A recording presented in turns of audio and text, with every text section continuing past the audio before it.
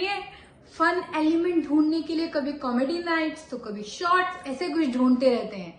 तो क्यों ना सीरियस कंटेंट में भी थोड़ा फन लाया जाए, थोड़ा ह्यूमर लाया जाए। तो आज हम बात करने वाले 10 स्टेप्स के बारे में जो कि हेल्प कर सकते हैं आपके कम्युनिकेशन में, आपके इंटरव्यू में, आपके स्पीच में ह्यूमर ऐड करने में। तो सबसे पहले number 1 step, write down whatever you want to write. जो भी आपके मन की इच्छा है सब कुछ लिख दो, सब कुछ पेपर पे उतार दो, लैपटॉप पे उतार दो, जो भी मन में है उतार दो। उसके बाद हर एक लाइन, अब ये है हमारा स्टेप नंबर 2, हर एक लाइन के अंदर कोशिश करो ये देखने की कि उस लाइन से क्या हम कोई और मीनिंग निकाल सकते हैं। अगर हम कोई और मीनिंग निकाल सकते हैं डेफिनेटली हम लोगों को उसमें हंसा सकते हैं। तो वो करने में थोड़ी सी मेहनत जरूर लगेगी, पर जब एक बार प्रैक्टिस करते करते करते करते आपको आदत बन गई तो आप बहुत बढ़िया ह्यूमर ऐड कर पाएंगे अपनी स्पीच पे। अब जब आपने वो सिचुएशंस डाली, जिन सिचुएशंस को आपने मेंशन किया अपनी स्पीच में या अपने कम्युनिकेशन में, क्या आप कोशिश कर सकते हैं कुछ रियल लाइफ इंसिडेंट को ऐड करने की। बिकॉज रियल लाइफ इंसिडेंट जो है और जो इमेजिनरी इंसिडेंट है, इन दोनों में ना एक बहुत बड़ा फर्क है। ये घटना ऑलरेडी घट चुकी है और शायद ये कुछ बहुत ज्यादा नेचुरल तरीके से लोगों को इस घटना ने हंसाया होगा। तो अगर आप इस घटना को कोट कर सकते हैं तो डेफिनेटली आप बहुत बड़ा इम्पैक्ट ला सकते हैं।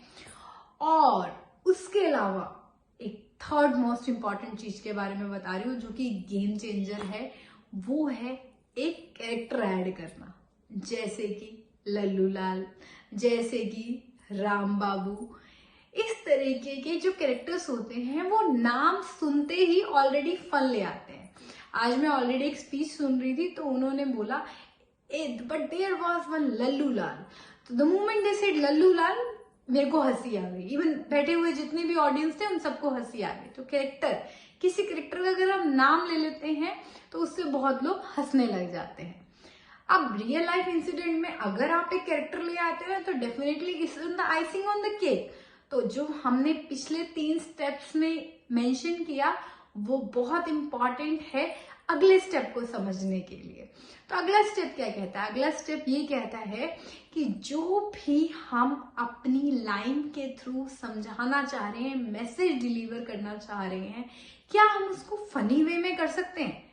फॉर एग्जाम्पल हमने बोला एक आया लोलाल, एक आया मुसद्दीलाल। तो जैसे मैंने ये कैरेक्टर बोला और उसको पेश करने की कोशिश करी तो वहां पर ऑलरेडी एक फनी एलिमेंट आ गया। तो ये एक तरीका है अपने फन एलिमेंट को, इवन आप अपनी आवाज से, अपने कैरेक्टर से, अपने मुंह के एक्सप्रेशन से किसी भी तरीके से ये काम कर सकते हैं। अब ये तो समझ लिया आपने 4 स्टेप्स। अब आते हैं 5वें स्टेप के ऊपर। दैट इज जब आप एक जोक को प्रेजेंट करें, फॉर एग्जाम्पल आप लोगों को हंसाना चाह रहे हैं, आप वेट करें, पोज लें, ताकि लोग उस जोक को, कुछ लोग समझने में थोड़ा समय लगाते हैं, लगा ले बट वो हंसे। और अगर नहीं भी हंसते इट्स ओके, स्टार्टिंग में it's completely okay because practice makes you better perfect. तो कभी घबराना मत अगर आप लोगों को हंसा ना पाओ, कोशिश में नहीं हंसा पाओ तो कोई बात नहीं। और अगर आप पोज लेते हो और साथ में आप भी हंस देते हो तो भी लोगों को डेफिनेटली हंसी आ जाती है, क्योंकि ऑब्वियसली वो हंसने का विषय, आप भी हंस दिए। एंड मोस्ट इंपॉर्टेंट, जिस सिचुएशन में आप हो उस सिचुएशन में उस वक्त आपका प्रेजेंस ऑफ माइंड एक्टिव रहना और मेक श्योर करना कि आप उस सिचुएशन में कुछ ऐसा फन एलिमेंट ढूंढ लो। फॉर एग्जाम्पल कोई सीए बैठा है और आप बात कर रहे हो पैसे की, तो आप उनसे रिलेट कर सकते हो। तो इस तरीके से अगर आप कुछ ऐसा रिलेट कर पाओ एक प्रेजेंट सिचुएशन में, एक डॉग है उससे रिलेटेड कुछ भी सिचुएशन में, तो आपका जो ये प्रेजेंट सेंस ऑफ ह्यूमर है, पर इसके लिए आपको प्रेजेंट में अलर्ट रहना पड़ेगा। It can be cherry on the cake, मतलब दैट इज ऑसम। क्योंकि प्रेजेंट मोमेंट में जो हमने बात कर दी किसी के कपड़े के ऊपर, किसी की साड़ी के ऊपर, कुछ भी हंसी मजाक, वो गजब है, वो उस मोमेंट के अंदर है, तो that can make people laugh like a hello. अब बचे हैं 5 स्टेप्स, वो मैं बताने वाली हूँ अगले मंगलवार अगली वीडियो में।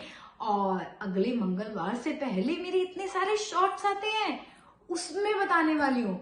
तो आप बने रहिए मेरे चैनल पर और तुरंत सब्सक्राइब कर दीजिए ताकि आपको सारे अपडेट आते रहे। थैंक यू, नमस्कार।